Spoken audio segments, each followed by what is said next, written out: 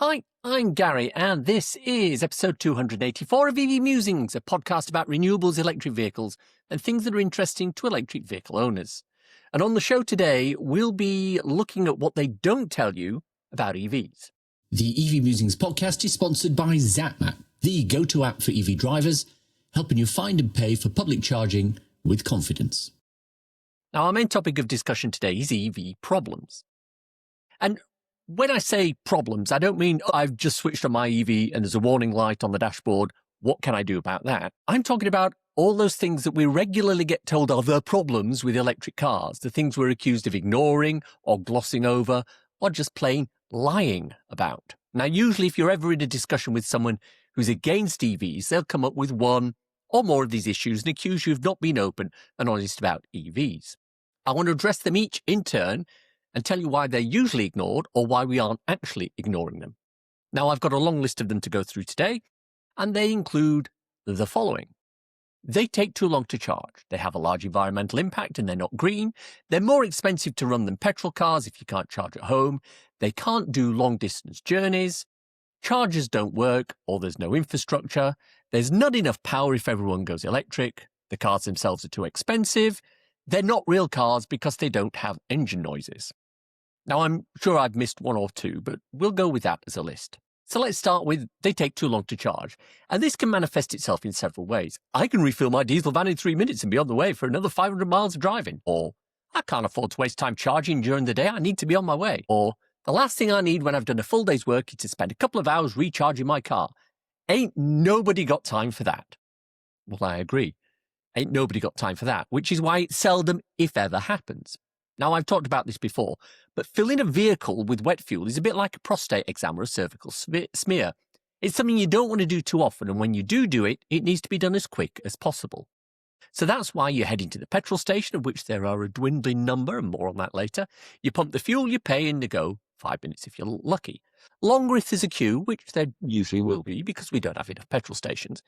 Now, EV charging isn't like that. For one thing, you don't need to stay with your car while it's charging. You can plug it in, go off and do something else. Filling with petrol is a serial activity. It needs to take as short a length of time as possible because you can only fill your car when you're filling your car.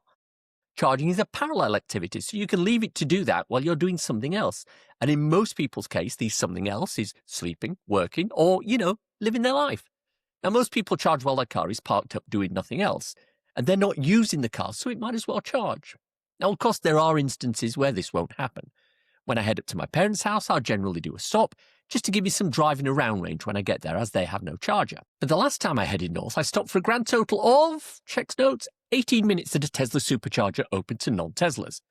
On my way back down, I did a longer stop of 25 minutes because, as I said, there's no charging at my parents', and a volt and bolt of 9 minutes just to ensure I could get home if there was a diversion. So that's almost 500 miles of distance travel for a grand total of 52 minutes of public sit and wait charging spread over 3 different sessions. Now, for those who think that's onerous, then I ask you how long you sit in traffic on your daily commute over a cumulative distance of 500 miles.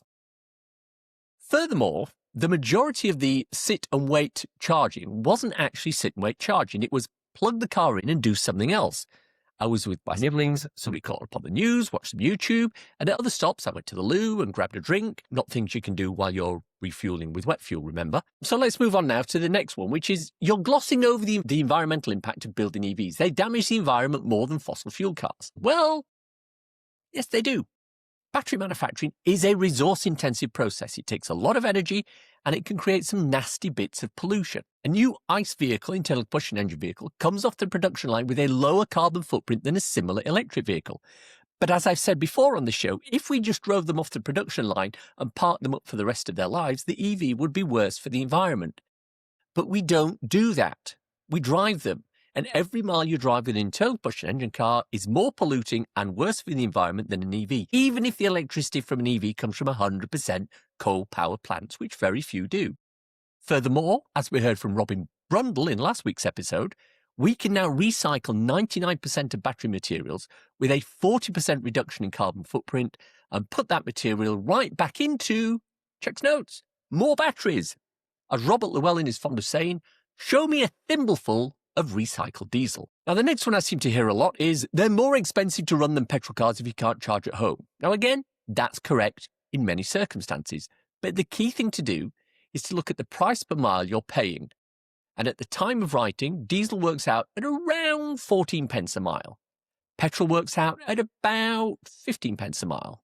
Although this will change after the unfreezing of the fuel duty in September of this year, 2026. Any public charger that costs more than around 48 pence a kilowatt hour works out at around 16 pence a mile. So you can do the maths. Especially with public rapid charging being up at an average of 75 pence a kilowatt hour, with some CPOs much more expensive. So why would anyone go electric if they couldn't charge at home? Because public rapid charging pricing is something that's a smorgasbord of different costs. Now, it doesn't matter where you live in the UK, the price of petrol is not going to be radically different within a few pence per litre, regardless of where you get it from. The exception, of course, is somewhere like the motorway service areas, who tend to add a premium because you're a captive audience. You're never going to go to a petrol station in the UK and find petrol at £1 a litre or less if the average is £1.40. It just doesn't happen.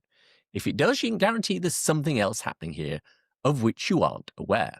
I would also remind you that petrol pricing is prone to the vagaries of international conditions. It wasn't too long ago that petrol was hovering around £2 a litre, which is £9.10 per gallon or 22p a mile on average. But public charging is much different. For a start, there's a huge range of prices depending on where, when, and how you charge. Ad hoc charging with a payment card at a high-powered charger during the day can cost you 89 pence a kilowatt hour, or you can elect to go later in the evening using an app or an RFID card with a subscription and pay as little as 39 pence a kilowatt hour. Tesla offer app-based charging to non-Tesla drivers for around 53 pence a kilowatt hour during the day and about 39 pence a kilowatt hour off-peak. And with a subscription, it's even cheaper. Some companies drop their standard rate down to a low overnight rate automatically for those who want to charge using a relatively slow AC unit and charge while they sleep. Chargy has a 39 pence a kilowatt hour rate that's open to all with no subscription, and there are others. Now, the issue at the moment is that many people charge from a convenience point of view. They'll drop in at the motorway service areas and pay the grid serve rate of 89 pence a kilowatt hour, rather than getting an Ionity Power Passport subscription to allow them to use the Ionity units 43 pence a kilowatt hour. Now, if you want to check out the relative prices of charging, there are two resources I recommend. One is lecky.net, which allows you to compare by charge speed and cost per mile. And the other is chargenet.co.uk, which gives you lots of information about charging speeds, subscriptions, and other related topics. If you want to know what real-life examples of people who can only charge with public charging are like, I have two examples in the back catalogue, with a discussion with Bob Murphy, a high-mileage public charging-only driver who lives in Scotland, and Patreon supporter Ron Godfrey, who has a Tesla but no home charging. Both of them are paying under 15 pence a mile for their charging, often substantially below that. Now, the next issue that we don't talk about, apparently, is they can't do the distance, and there seems to be a perception amongst non-EV drivers that electric vehicles are limited to short range. In fact, when I told my neighbour in 2018 that I was getting an electric car, her first thought was, how are you going to be able to visit your parents 200 miles away? And that perception still seems to be prevalent amongst many non-EV drivers for some reason. But the simple matter is that EVs can do exactly the same distances as non-EVs. There's nothing in the design of an electric vehicle that means you can't do long distances. Will they have to stop sooner than an internal combustion engine car to refill their fuel source? Sometimes. Although I've told the story before on this show of my father's Jaguar XJ6, which had two 10-gallon fuel tanks and averaged 12 miles per gallon, and that's a maximum range of 240 miles, which is less than I can get on my current Polestar 2 and less than I did get on my ID3. But even in the case of petrol and diesel vehicles, you'll always hit a limit of distance after which you'll need to fill up. The distance is not limited by the car, it's limited by the refueling infrastructure, whether that's fuel or electricity. And that's why in episode 234, when I talked about driving long distances in an EV, we heard from Julie Ramsey, who, alongside her husband Chris, took an electric vehicle from the North Pole to the South Pole, thus proving that distance is not a problem. Now, I've said several times on this program already that in the past I've done Amsterdam to London, Paris to London, Geneva to London, in an EV in a single day. Way back prior to the pandemic, when the world was slightly less crazy, I've taken 2 different 1,000 kilometer journeys, which is 600 miles, in a single day. One in a low range, slow charging BMW i3, the other in a larger range, faster charging VW ID3. Now, in neither of these cases was there an issue with the distance or the infrastructure. Which brings us nicely to the next big problem that people talk about, which is chargers don't work and there's no infrastructure there. It's quite possible that when people talk about this, their minds harken back to the day of the old Top Gear episode when Clarkson, May and Hammond took 3 early electric vehicles. I think it was a Nissan Leaf and an IMEV, possibly, can't remember exactly. And he took them on a journey across the UK. And naturally, they had issues because they ran low on charge and they ended up not finding chargers and having to run extension cables out to their cars from cafes and things like that. Made great television, loved the show myself. But the problem is that that has now stayed as a perception. Now, also on this very show, the late Quentin Wilson told the story of the first time he picked up a Mitsubishi IMEV, and on the way home, he ended up stopping at a random old lady's house and asking if he could plug in for a couple of hours because he also had run out of juice. Now, these are all great stories, the more so for being true, but they have one thing in common that people tend to forget. They're old stories. These things happened 10 years ago at least.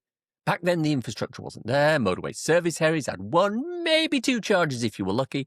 And they might not work in your car if it wasn't a Nissan Leaf. But things have moved on since then. According to the industry body Charge UK, public charge points now number over 75,000 and the network grew by 37% in the last year alone. Now, for comparison, there are only around 8,400 petrol stations in the UK to serve a car park of 30 million plus fossil fuel cars. Currently, there are fewer than 2 million EVs on our roads. ZapMap have a whole page on their site dedicated to breaking down the split of charges by speed and location. Are there some areas where coverage is lower than other places? Yes. I mean, my parents' village, for example, has a couple of 7 kilowatt units at a local supermarket and a single GD point in the main car park. And if that's out of order, which it is about 50% of the time, it's a trek to the nearest big town, 6 miles away. Now, 5 different CPOs have installed 9 rapid chargers between them. Not great, but not as bad as it was only 3 years back. Now, the main issue with a lot of these chargers, though, is that they're complex devices that rely on hardware and software from multiple manufacturers to work seamlessly together. Hardware providers, card reader providers, payment providers, charge point management systems, grid supply hardware and software, vehicle BMS systems, all of this needs to work seamlessly together to ensure that you can get a charge. I know that only recently my Polestar had a software glitch and decided it didn't want to take a rapid charge from any of the devices I was nearby. It would slow charge at 4.5 kilowatts due to my poorly spec'd charging cable that was limited to 16 amps, and that's a different story, but nothing higher than that. A total shutdown of the car, followed by a 30-minute cooling off period, sorted that problem. But at the time, I didn't know if it was an issue with the charger, the payment, the car, or what. I had to try 3 different chargers at 2 locations to determine that the problem was actually the car. If you're a company like Tesla, who provide all the hardware and the payment processing and the car, it becomes so much easier to deal with charging, and that's why their supercharger network is second to none for reliable, fast charging. But as soon as you introduce other manufacturers to the flow, that's where potential problems arise. And arise they do. The internet is rife with people talking about issues they had trying to charge at this site or that site, failed payments, hundreds of pounds of pre-authorizations on their credit card, charges that errored, etc. It happens. And I think pretty much everyone with an electric vehicle will have a story about something like this happening. But a lot of these issues are actually user error. Things like downloading an app for every charge point operator just because the charger tells you to. You don't need an app for every charge point. Use a roaming card like ZapMap or similar, and you'll avoid most of these errors. Now, I've told this story before on the podcast, but I have 3 nibblins, which is 2 nephews and a niece. The boys drive, but my niece doesn't, even though she's almost 20. But I can pull up at any charger with them in the vehicle, hand them my ZapMap card, and the car will be charging within seconds. It's the easiest way to do it, and if you always choose the reliable CPOs with hardware that will usually work, you'll have fewer issues. Now, does this mean that all chargers are bulletproof and never fail? Well, absolutely not. But, as I like to remind people regularly, See how many petrol pumps are broken the next time you go to a big petrol station. Look for the black and red tape or the card over the handle. Petrol pumps are mechanical and break down too. Now, on the topic of charging, another claim I hear is that there's not enough power if everyone goes electric. If we all went electric tomorrow, the grid wouldn't cope. Well, yes, that's absolutely right. If all 33 million vehicles on UK roads suddenly went electric, there wouldn't be enough grid capacity to handle this. But we aren't moving all cars over to electric overnight. We're transitioning over a period of years, decades even. As wet fuel usage declines, the need to refine wet fuel declines. And by various accounts, this uses huge amounts of energy, most of which will be freed up to charge electric cars. Now, very early on in the life of the podcast, we spoke with Graham Cooper, who was at the time very high up in National Grid. And I asked him whether the grid could cope. And he told me, yes, they've planned for this and there won't be an issue. Now, remember, it wasn't that long ago that we were using more energy without electric cars to run the country because we had inefficient light bulbs that used lots of electricity, etc. Now, our energy usage dropped over the last 20 years by about a third. So what's the next one on the list that we're told to avoid? Cars are too expensive. Now, again, I think a lot of this is historic, and it dates back to when EVs first came onto the market. Now, back then, a cheap Nissan Leaf was well above the price of a cheap Ford, Toyota, or even a BMW. Battery costs were high, and the retail price of electric cars was much higher than similar fossil fuel cars. But that was 10 years ago. The price of electric cars has dropped considerably.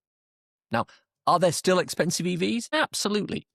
You try getting a Porsche Macan or a top-of-the-range Audi electric for reasonable money, and you'll be out of luck. I will also remind you that the base model Range Rover retails at £106,000, and that's a diesel. So expensive vehicles are not the domain of electric cars. Now, over the last few years, manufacturers have started to radically reprice electric vehicles. We now have the Dacia Spring at under £15,000 on the road, the fantastic Renault 5 at £21,500, the Renault 4 at £23,400, and the MG4 at £27,245. Now, just for reference, the best-selling car in the UK is the Ford Puma. The all-new Ford Puma Gen E costs $29,995, and that sounds like a lot. But remember, the base version, no frills, petrol Ford Puma is $26,500.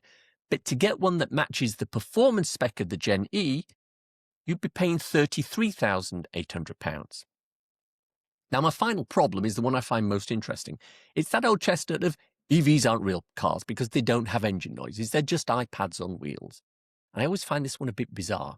Now, I know there are people out there who equate their manliness to the car that they drive. And that car has to make brum-brum noises or it isn't a real car. Now, remember, I drove Porsche 911s for 10 years. I understand the appeal of a nice, throaty roar when you blip the throttle. But if noise is what you're after, you should probably consider going back to steam-powered vehicles because those things were very, very noisy and they had all the vibration and everything. Fantastic. The fact is that for the vast majority of the driving population, noise is something they want to reduce.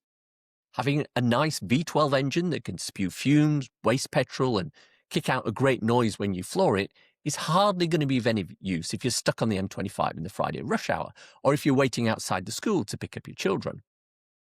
Now, if you're a racing driver and you need the scream of the engine to tell you when to change up or change down, then fair enough, although the Formula E drivers seem to be able to do that without too much trouble. Little set of lights on the steering wheel. But if you absolutely positively have to have noise and gears on your EV, there are options. Try the Hyundai Ioniq 5N or the 6N. Fabulous car, both of which have integrated software to manage gear changes and engine noise. Now, I tried it at Everything Electric North, and whilst I originally thought it would be a bit of a gimmick, I was very surprised with how well the gear changes had been modelled and how realistic the engine noise sounded.